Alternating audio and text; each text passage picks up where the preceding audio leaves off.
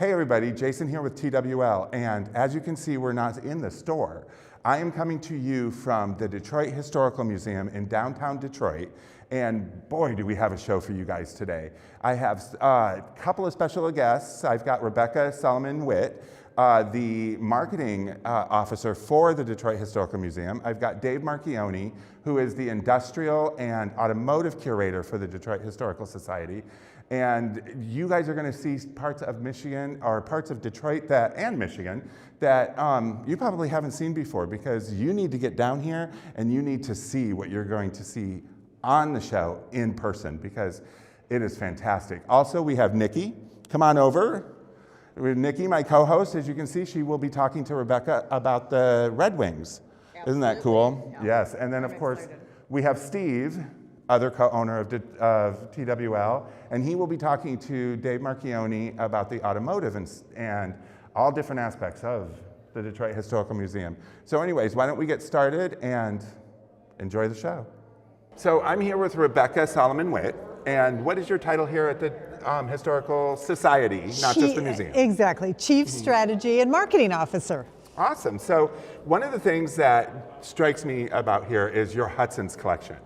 And I know we're at the holidays and we're running with the holidays at Hudson's and everything. And you've got 4 major exhibits. Exactly right. Yep. They follow our decades. So they start at 1900. And go all the way to 2000 as you work your way around the gallery. And you know, we have literal semi-truck loads of Hudson's artifacts. And so we love to bring them out at the holidays because it's kind of the time when Detroiters miss their iconic department store the most. Absolutely, and we're standing in front of one of the most iconic symbols of Hudson's and Christmas at Hudson's, the Hudson Santa Bear. The Santa Bear. Tell me, why are people so enamored by and fascinated with the Hudson's Santa Bear? I mean, so they made it very approachable. You could get, you know, you bought something and you got a Santa Bear along with your purchase. He wasn't that expensive. He's warm and cuddly. I mean, in 1986, I got one from a boyfriend for a Christmas present, indeed. This guy right here with the little hat, I think I still have him somewhere at home. But a lot of people have those memories of Santa Bears, right? So they occupied a specific time, and they were only available for, I don't know, maybe 20 years or so. Yeah, I know that, you know, owning a vintage and antique store as well, we get Santa Bear stuff in, and we get people asking for it right and left. Right. I mean, even people who don't collect Hudson stuff, they remember the bear and everything. So well, and then of course there was a whole line of Santa Bear stuff. There were the glasses and the plates and the, you know, all the things. And so it kind of became this iconic collection all on its own. It's kind of like Sears, where you can do your whole house in it. That's right. Right? I know we've had the earmuffs, the Santa Bear earmuffs, and we have the soap dish and the cup the toothbrush cup. The toothbrush cup, so I know they come in a huge array of them. So is Santa Bear, can you still get it today?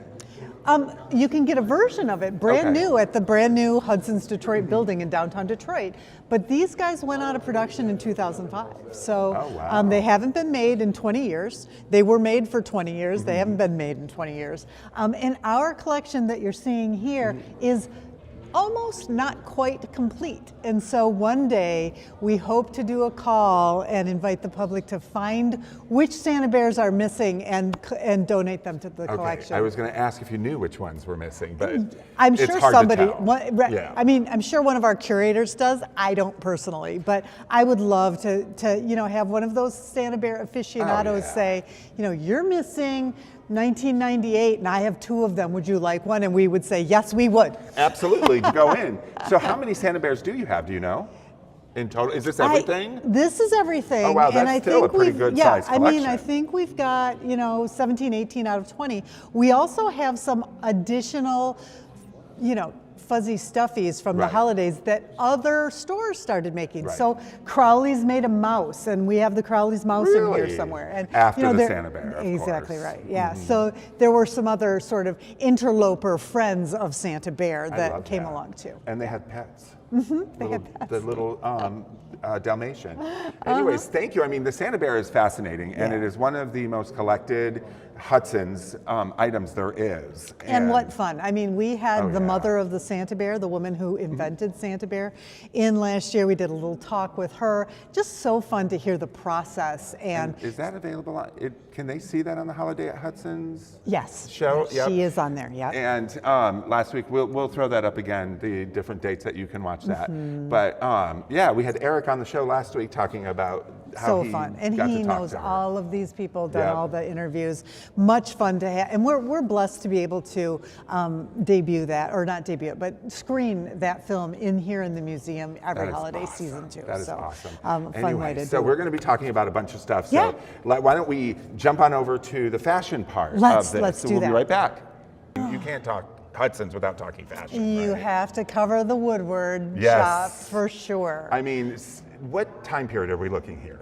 So this is, 70s, 80s kind of time frame. Very good. Yep, we've got some cocktail. This is obviously the women's fashion. We've got hats and shoes. And what I love about the Hudson's label is that you can still find them. Yes, you right? can. And so Yes. if you're a vintage shopper, like I wear True Vintage a lot, and I love to hunt up these labels. When we have Hudson's events, I wear True Vintage, or sometimes I recreate a dress to wear. Yes, you tell me you recreated this dress. I sure did. Yeah, and it's a fun one to wear because that little fringe in the middle, right? A little moves. movement, Yeah. right?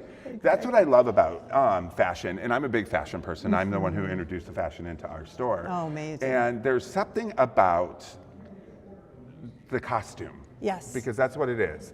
You know, and back then when you'd go shopping at Hudson's, you wore these outfits. You dressed to the nine. They absolutely. I mean, and that's what we hear all the time. Little girls who wore their gloves and their patent leather Mary Janes, and they went with their grandmothers who always had a hat on and a fancy overcoat, and that was how you went to this really fancy, iconic department store, and you did dress for the occasion, and you went to lunch at the Hudson's Cafe, and you had the Waldorf salad, and I mean, that was your whole experience. It wasn't just run into Target for a minute, right? It was an experience. And Hudson's, they signed on the most talented, the most famous designers, absolutely, and to make the best outfits, right? Because that's right. When the ladies would come and they would, or even the gentlemen, but back then the ladies would come and buy the gentlemen's outfits as well. Absolutely. And we do also have the men's department over there as well. Yeah. The models would come out and wear the outfits. On the floor. On the floor. So you had these beautifully coiffed women who were wearing Woodward Shop labeled outfits, and you could shop for them right there, but also they would help style you. Yeah. So it was a different experience than just trying to think up what I might look good on today, right? It wasn't fast fashion. It was not. And there was no such thing as fast fashion. And that's why we have so much of these labels left, because it wasn't fast fashion. Exactly. It was well made. It was couture for the everyday person. That's a great way to put it, because these outfits last. They last. They're made to last. That's because back in those days, the standard family could not afford to go out and replace the outfits as they go, so they would fix them themselves. That's right. So they needed something that was very durable to begin with, and Hudson's made sure that when the household came and shopped, that they would go home with something that they could use for decades. And that's why I can wear True Vintage Woodward label clothing now that's 75 years old, if I can fit into it. Right. Because those ladies were little. So do you wear hats? I do. You I have a vintage hat collection. Oh, do you I probably really? have 200 hats at home. Oh, that's so. Out of here, which one's your favorite one? I love this black satin. I do too. Yep, that's my favorite. Although we're not allowed to try on the artifacts. It's a pity. That would be very hard for me. That's why I had to have my own collection. But I suspect this green straw with the velvet ribbon probably looks fantastic on. I'm sure. Yeah. Especially if you're like at what is it from Pretty Woman where she's with the hat at the Derby. At the Derby where she's doing that. But I love the feather hat. Yes, absolutely. And I love this one. It has an idea of almost a Harlequin style. It does, and the velvet cloche was really a thing. popular back then. And so even like from the 20s, that's what women wore. They wore the cloche hat that was close to the face, kind of smashed your hair down a little bit. And so we've got a couple that are that style. This purple one. That looks very 20s. Purple floral, right, is a velvet cloche too. Stunning. Thank you for walking down memory lane when it comes to fashion. And I love fashion. And Detroit had one of the biggest fashion avenues in the Midwest because Detroit was the place to come. That's right. When in the 50s and 60s for the car industry. And the Avenue of Fashion is coming back in Detroit. It is. I love that. Yeah. So anyways, on to the next section. Thank you for telling us. Absolutely. We are standing in front of very, very early 1800s, early 1900s, Hudson's memorabilia. Yeah. Tell me about this.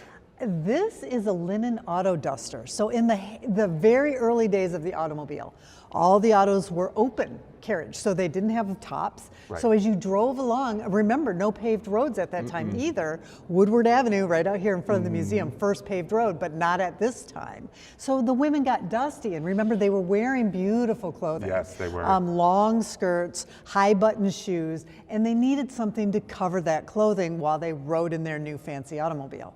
And this linen duster would have been one of those things that they wore, and it was for sale in the early days of Hudson's department store. So they had the forethought to know that because women probably were like, I'm not getting in that car because I paid too much for this outfit. Right. But because it was a feat for a lady to get dressed back then. Absolutely. And riding in an automobile was quite a thing, right? It was. And so it was a way to show off your wealth a little bit, but also that you were a brave and enterprising young woman also. You know, I find it interesting because that makes complete 100% sense that would happen, and I've never even thought about that. Yeah. What a great idea that is. I know. So they would put it over their expensive outfit or their outfit period, whether it was expensive or not, just to keep the dust, the bugs, the stuff like that off their clothing. Well, and you notice this is a natural flax color, right? It's a natural linen color. Also happens to be the color of dust. So, you know, it doesn't, you take this thing off, you shake it off, and it's ready to go for your next ride. Exactly. Well, thank you so much. I'm super excited because we will be talking to Dave Marchioni next and about the automotive part of this museum, which is a huge part. Huge part and such an amazing thing. I think you're going to see a really like a one of five of a kind car. That is awesome. So anyways, check back as we will be back again with Rebecca talking about the Red Wings because we're in the 100-year anniversary. We sure are. Their 100th season is this year. 100th season is this year. So Nikki will be talking to Rebecca, and then we will be down in Old Detroit. The iconic streets. My favorite part.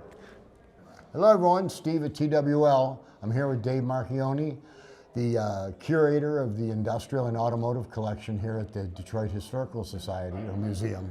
And we're next to the turbine car, and if you grew up in Detroit and you were a boy or a girl for that matter, I think everybody's familiar with the turbine car. I mean, it brings to mind the Batmobile and all that, but just talking to Dave about it, there's a lot more information out there about it than I ever thought or knew about. It's a pretty legendary piece of engineering. Post-World War II, Chrysler had developed a turbine program, started with the Plymouth Plaza, went into a Plymouth Savoy. This represents their biggest turbine effort. So they changed the engine a little bit in this one so it ran cooler, which really helped the car be more serviceable. So they decided to build these cars for a consumer test. So they contacted Ghia to build the bodies for these cars. So the whole body came painted, had the interior in it, had all the electrical in it. All Chrysler did was put the motors and the drive lines in them. Wow. So it shipped from Ghia looking essentially like you see it here. All 55 of them were painted turbine bronze. And a fun turbine car fact, all 55 of them are keyed the same. Huh. So if you can imagine having 55 cars that look identical and then trying to find the keys for each separate car, Chrysler got ahead of that and made all of them keyed the same. Whoa. So this car, if you went into a dealership and your mom wrote a letter to Chrysler and said, hey, we'd like to try this car out, 203 people had long-term loans of these cars. And what would happen is Chrysler would show up at your house, they'd give you the car, they'd talk about the starting procedure and what you could use for fuel, then they handed you the keys and set you loose. So if you can imagine the big three bringing a prototype car to your house and keeping it in their insurance. These cars were insured by Chrysler. I can't imagine. And giving them to civilians to drive for an unspecified period of time. And what year would this have been? Starting in 63, the program went 2 years to 65. In 66, they decided they were not going to move it further with this program. So what they ended up doing was they reached out to museums. And any museum that requested a car would have a car. But the trick is, when they gave them to museums, they disabled them. They didn't want people driving them. So of the 55 that were built total, like 5 prototypes, 50 for the program, 9 of them are left, and they're all pretty much, other than Jay Leno's, they're all in museums. I don't say it often, but Dave, look at that ass. It is one of the signature features of the car, and it's funny when we have it out in front of folks, they always ask, oh, is this where the exhaust comes out? Is that where the jet comes out of it? And it's not. It's all, this car is a mid-century piece. So if you think about the mid-century and the jet era, I mean, this car is very representative of that. So this is all ornamental, and if you got low enough underneath it, there's a set of aluminum ducts that are about almost 6 or 8 inches wide that come down, and the exhaust is on both sides of it. So I'm standing here with Dave Marchioni, who is the industrial and automotive curator for the Detroit Historical Society, right? I am. And so this is one of the things that you were called and asked to go get. Yeah, we received a call from the family of one of the survivors from it. They knew that the plaque still existed, but they hadn't seen it or heard anything about it. Somebody from the family reached out to us, and we went and checked this collections building, which you guys have been to. Right. Put hands on it, and then brought it out so the family could see it. It was a very emotional thing for the families. I can imagine. This is the USS Indianapolis. Yes. And this was sunk in 1945. Yes. It helped deliver components of the atomic bomb in Japan. Yes. And on the way back was bombed. Was torpedoed, was yes. Hit. What I did not realize is the amount of Michigan families that were on, or Michigan men that were on that. Yeah, I mean, ships, warships in that era were like floating cities. There were thousands of people on some of these ships.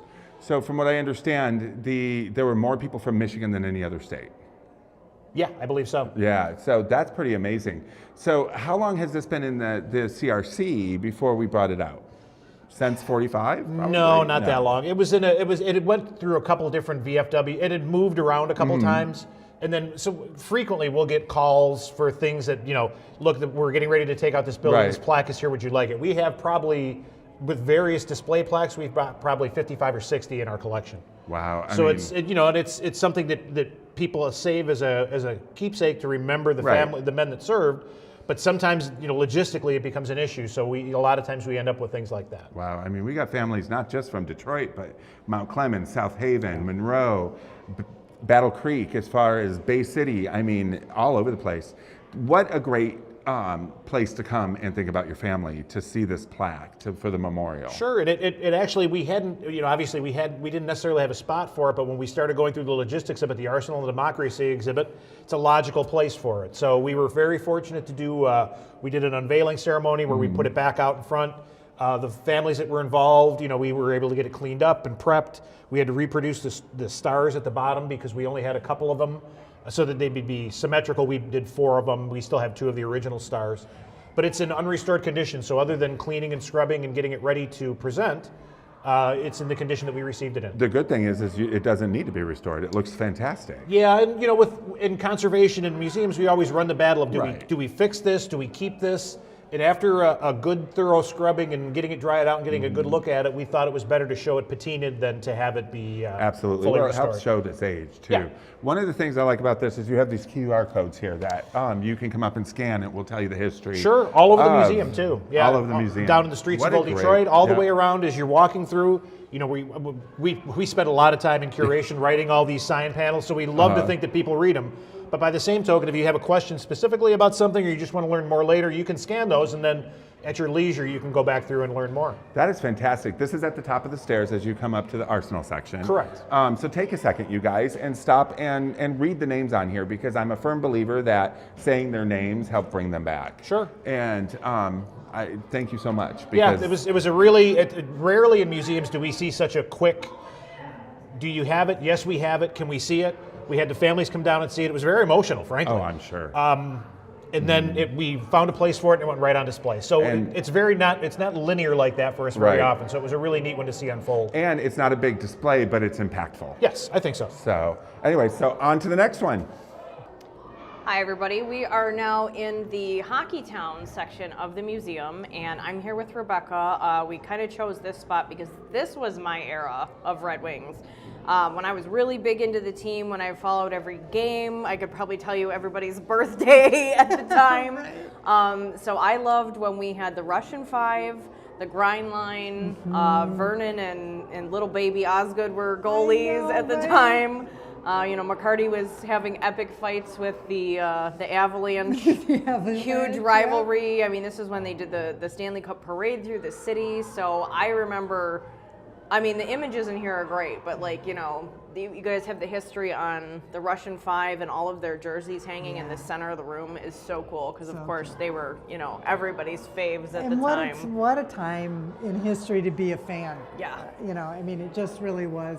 They were at form. They were so fun to watch. There was so much history being made with the team at that time. And this exhibition fills literally a third of the museum. So it's a huge blockbuster exhibit. This is their 100th season playing hockey in Detroit. They started as the Detroit Hockey Club, then the Detroit Cougars, the Falcons, and finally the iconic Red Wings. Really fun. Love it. Yeah. And then, so there's also a few places in here that you've shown me that shows the history of the logo. Yes. How we became the winged wheel, and there's a Model T wheel on the wall here in the other room that looks like the spoked wheel that, like you said, probably became the logo for the Red Wings. Yep. This is so great. interesting to have all of those stories, and even us as historians, we're learning stuff as we're putting this together. So that story about how the iconic Red Wings, the winged wheel, got formed. It was literally a piece of all the pieces of the owner's own personal history got baked into this logo that we still have and love today. It's really fascinating and so fun to see all of these individual stories baked in here from the mouths of the people who did them. So, yeah.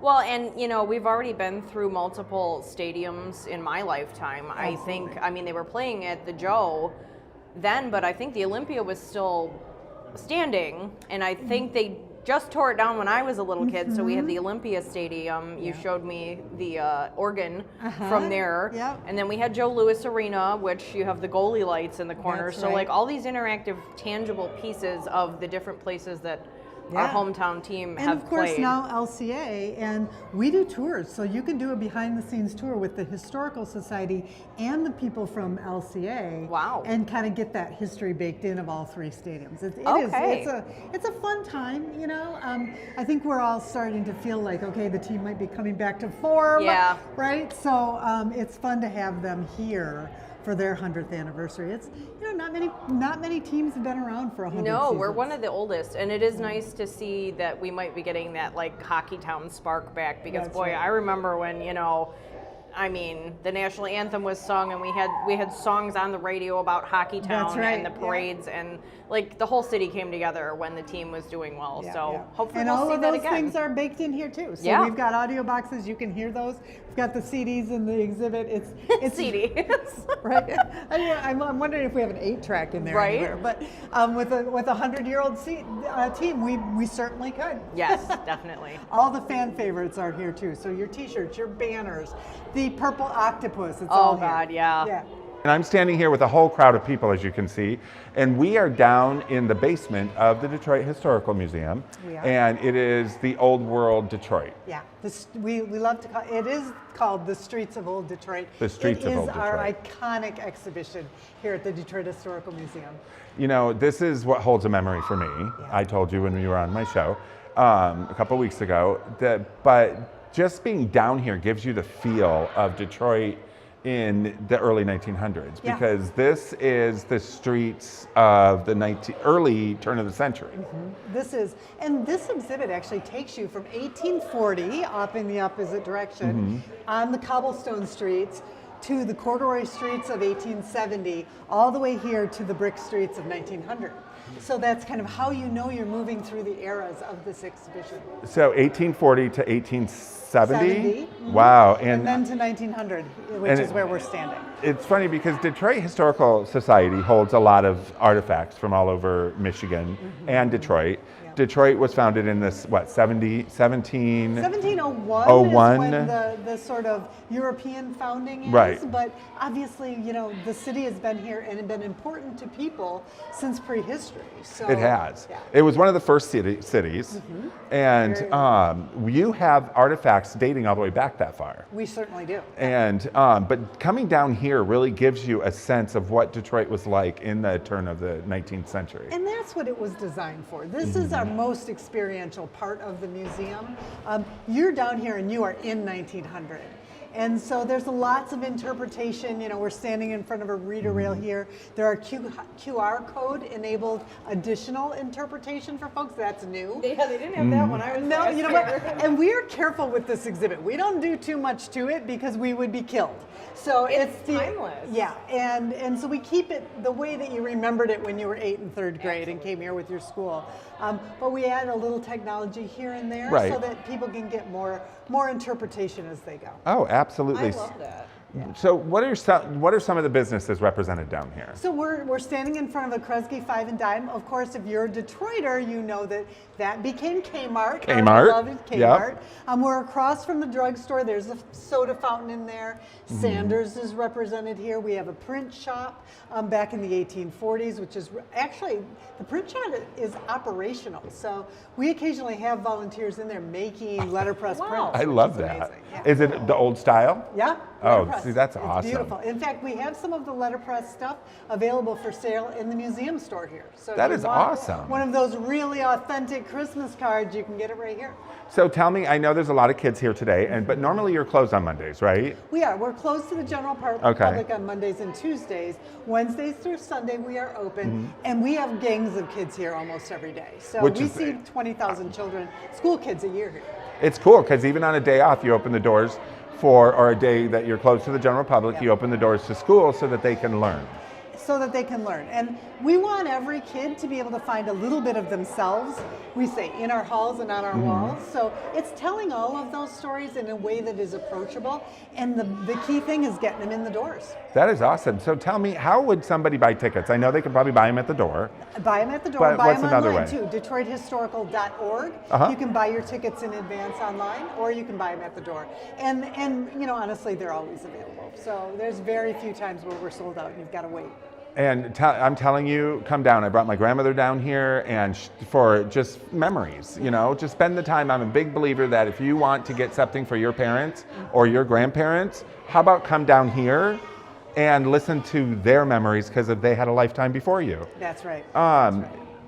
You have a couple of special events coming up. You have the Holiday at Hudson's dinner Yep. and tell me a little bit. We've got, you know, so the Hudson's Holidays exhibit gave rise to a pair of events. We've got a dinner, starts at 5:30 with a proper cocktail in the exhibit, goes on to a panel discussion and the movie, and then we do it again for brunch the next day. So That's awesome. And are tickets still available? tickets are still available. They're getting low, but we've got plenty. We probably have 20 for each of those events still available Awesome. right now. Well, I would get on the ball if you want them. That's right. That's right. And we do tours throughout the course of the year. Best place to find the information about what we're doing is to join as a member. Because Exactly. Then you get Which we did. You did. That's Yep. right. You get our weekly newsletter now. Yep. History from Home comes out Sunday morning. You have it with your Sunday coffee, and it tells you about everything that's coming up.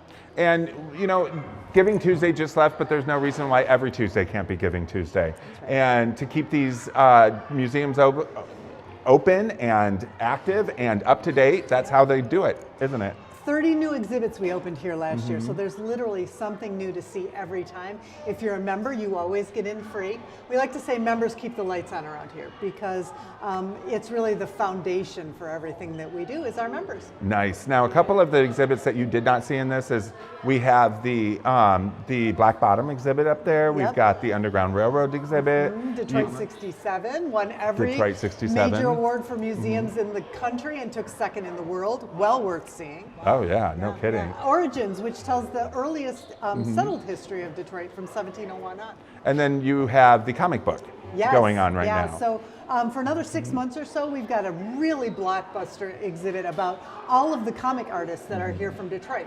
Who knew? We have so many of them. Everybody from Bill Morrison Yep. and The Simpsons, Yep. all the way up to the guy who did the Black Panther movies. I know, Amazing. it's crazy. Yeah. So if you could tell me, Dave, do you remember a time when you were a kid? I know you work for the museum now, I do. and I know it was your dream job. It was. And you finally got it, but tell me about a time that you came here as a kid that you remember so much. So, my father was a Detroit police officer. Uh-huh. My father worked at Central Photo. One year they had a contest between the 4 photographers where they were shooting Chief Hart's Christmas card. I had just been Tiny Tim in my middle school Christmas play, so I revisited the Tiny Tim costume, and we shot myself with a Keystone Cop, because Detroit still had a Keystone Cop Corps then, in front of the 5 and Dime, pointing in the window at toys, and I didn't get to be Chief Hart's Christmas card, but I still have the photocopies of that in my. That's awesome. Yeah. You'll have to That's send a us great one. copy. Yeah, I know. It's pretty entertaining. It's hilarious. We need to see that, It's for sure. Pretty entertaining. Steve, what about you? For me, it was the assembly line I remember most. But one thing I did want to point out is when you guys are talking about everything here that's offered, is that the proximity to the DIA. I mean, DIA for county residents in Metro Detroit, all the various counties who are paying taxes, you get free DIA admission. Yep. They are there on Sundays as well, Yep. I think. So you can spend it. They're right Yeah, across the street here. You could really make a day of it. you could. You know, Nikki? Like Dave said, I mean, I think the first time we discussed this, I said I hadn't been here since I was about 8 years old, and I was guessing, and he said, you're right, that's like 3rd grade is when everybody comes. You can hear them in the background, and they're obviously having a great time too. But this is right in there with core memories of like Greenfield Village, the Right. Detroit Zoo, Yep. the Belle Isle Zoo. I remember the street down here. Yeah. And how you feel like you're in a little time traveling, like you turn the corner and you're looking at like movies you've seen, Right. you know, old black and white photos, like you feel like you've gone back in time. You're on a film set or And you something. turn Yeah. the corner and it just gets older and more I know, it's rustic, crazy. but it's very immersive. And so yeah, I mean like this That's a good story word. in It's very particular immersive. It is is. what I remember the most from being here. And now everything upstairs is obviously different from when I was 8, so I need to come back and like I know your mom said the Do same the thing. whole day. She's here, Yeah. Renee's here, and she said the same thing. She wants to read everything. You have the Dawson Museum as well, We which do. is on Belle Isle. On Belle Isle. And that is Maritime. Maritime Museum. Yes. And same hours? In the winter, it's open Friday, Saturday, Sunday, so a Okay. little fewer days. In the summertime, same hours. You know, we get more people on the island in the summer. Sure. But, Right. That's a beautiful jewel box of a little maritime really museum. is. It's a gorgeous place. So many fun things to do. I mean, buttons to push, and we've got the entire story of the Edmund Fitzgerald. This is the 50th anniversary of the Yep. sinking of that ship. So well worth a visit to just absorb that in this 50th anniversary year. I think that gives us summer plans. It does, doesn't it? So Pushing buttons. during Christmas, it's all about memories. It's all about spending time with family. It's all about walking down memory lane. And one of the best ways to do that with your family is to throw them in the car, come on down to the Detroit Historical Museum, and relive their past with them. I'm a firm believer that you need to get to know your parents, your grandparents, during the time in which you didn't exist. So bring them on down here and walk through memory lane with them. And this is our episode right before Christmas. This will be airing on Tuesday. So we want to wish you guys a Merry Christmas and a Happy Holiday. And thank you so much. Oh, thank you for coming. It's such a pleasure, and we just love to get more eyeballs on our amazing exhibits. So It is amazing. We hope that all these viewers will come on down Yep. and take the opportunity. You know, I know my mom. She's coming in April, and the first thing she said after she saw the last 2 episodes, you got to take me down. I want to see Lower Detroit. I got to see it. Anyways, you guys have a very Merry Christmas, a Happy New Year, and a Happy Hanukkah to all of you.